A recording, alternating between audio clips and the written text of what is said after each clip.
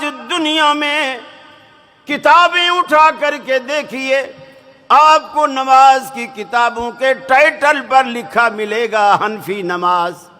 ارے نماز بھی کبھی حنفی شافی مالکی ہوا کرتی ہے۔ نمازوں کے بھی تم لوگوں نے مذہب بنا دیے، نمازوں کے بھی تم لوگوں نے مسلک بنا دیے۔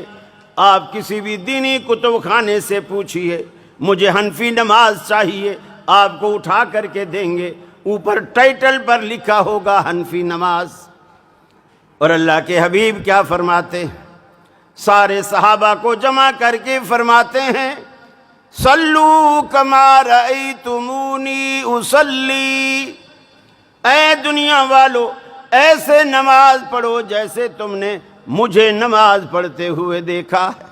اللہ کو ایک ہی طریقہ پسند ہے۔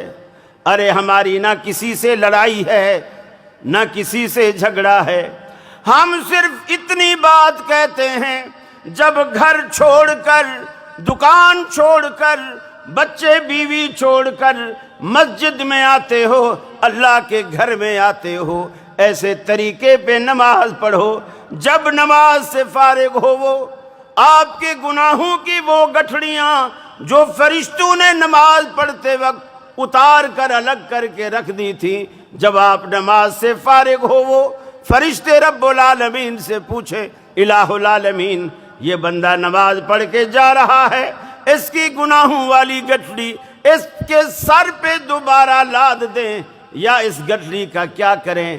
اللہ کہے اے میرے فرشتوں اس گٹھڑی کو ضائع کر دو، میں نے اس بندے کے گناہوں کو معاف کر دیا۔ ایسی نماز پڑھو۔ اور وہ گناہ کب معاف ہوں گے؟ جب ہماری نماز محمد الرسول اللہ صلی اللہ علیہ وسلم کے طریقے کے مطابق۔ آپ ایک نمونہ ہیں، اسوہ ہیں، معیار ہیں، آپ محور ہیں پوری کائنات کا، خاص کر مسلم دنیا کا، کہ پوری دنیا آپ کو قائد مانے، لیڈر مانے، رہنما مانے، رہبر مانے۔ اور آپ پیغمبر علیہ السلام کی دنیا میں 3 بڑی دعوتیں تھیں، 3 بڑی دعوتیں۔ سب سے پہلی دعوت ہجرت سے پہلے، جس نے باپ کو بیٹے سے، بیٹے کو باپ سے، بہن کو بھائی سے، ماں کو بیٹی سے لڑا دیا۔ آج دنیا میں یہ جو لبرل طبقہ ہے نا، یہ بڑا ایشو اٹھاتا ہے کہ میاں ایسی بات کرو کسی کا دل نہ دکھے، کسی کا دل نہ دکھے، محبت والی بات کرو، محبت والی بات کرو۔ اگر کوئی کہے کسی کا دل نہ دکھے، مجھے بتائیے دنیا میں نبی کریم صلی اللہ علیہ وسلم سے میٹھا بھی کوئی ہو سکتا ہے؟ کسی کی زبان نبی سے میٹھی ہو سکتی ہے؟ کسی کا اخلاق نبی سے اعلیٰ ہو سکتا ہے؟ پھر مکے والوں نے آپ کو مکے سے کیوں نکالا؟ مکے والوں نے آپ کو مکے سے کیوں نکالا؟ آپ کا اخلاق گندا تھا، نعوذ باللہ۔ آپ حق بات نہیں کرتے تھے، نعوذ باللہ۔ اس لیے نکالا کہ آپ بات ہی حق کی کرتے تھے۔ بلکہ ایک دن حضرت عبداللہ بن عمرو بن العاص رضی اللہ تعالیٰ عنہ رسول اللہ صلی اللہ علیہ وسلم کی یہ حدیثیں لکھا کرتے تھے۔ سیدنا ابو ہریرہ کہتے ہیں میں زبانی یاد کرتا تھا، عبداللہ بن عمرو بن العاص لکھا کرتے تھے۔ یہ پڑھا لکھا آدمی تھا، اللہ کے رسول جو بھی کہتے اس کو لکھ لیتے۔ کچھ لوگوں نے اعتراض کیا، اعتراض یہ کیا کہ عبداللہ تو نبی کریم کی ہر بات لکھتا ہے، آپ کبھی خوشی میں کوئی بات کہتے ہیں، کبھی غمی میں کوئی بات کہتے ہیں، کبھی دکھ میں کوئی بات کہتے ہیں، کبھی ہنستے ہوئے مزاح میں کوئی بات کہتے ہیں، اور تو ہر بات لکھتا ہے۔ تو ہمارے بعد آنے والے لوگ جب ان باتوں کو پڑھیں گے وہ تو ہر بات کو دین سمجھ بیٹھیں گے اور ہر بات کو صحیح سمجھ بیٹھیں گے۔ تو چلو آج ماحول سے واقف ہے کہ آپ نے یہ بات ہنستے ہوئے کہی، مزاح میں کہی یا غصے میں کہی، کسی بھی حالت میں کہی، تیرے کو پتہ ہے، لیکن تیرے بعد جو لوگ آئیں گے ان کو تو پتہ نہیں ہے، وہ تو تیری لکھی ہوئی ہر بات کو حدیث سمجھیں گے اور ہر بات پہ عمل کرنا شروع کر دیں گے اور ہر بات کو دین سمجھیں گے۔ حضرت عبداللہ بن عمرو کہتے ہیں کہ میں نے توقف کیا اور کچھ عرصے کے لیے لکھنا چھوڑ دیا۔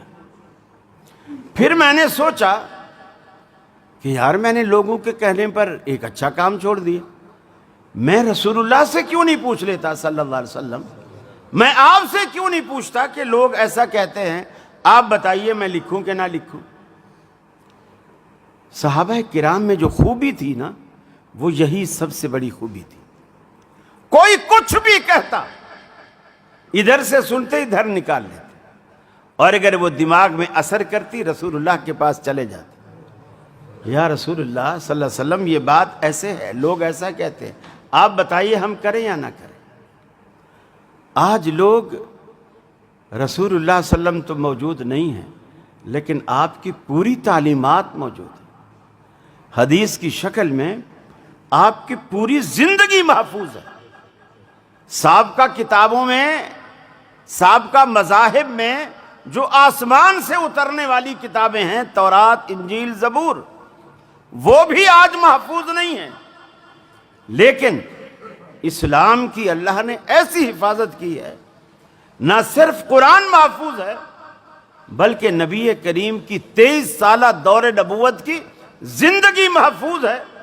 جن لوگوں نے نبی کی زندگی کو محفوظ کیا ان کی زندگیاں بھی محفوظ ہیں، جسے آپ راویان حدیث کہتے ہیں، ان کی زندگیاں بھی محفوظ۔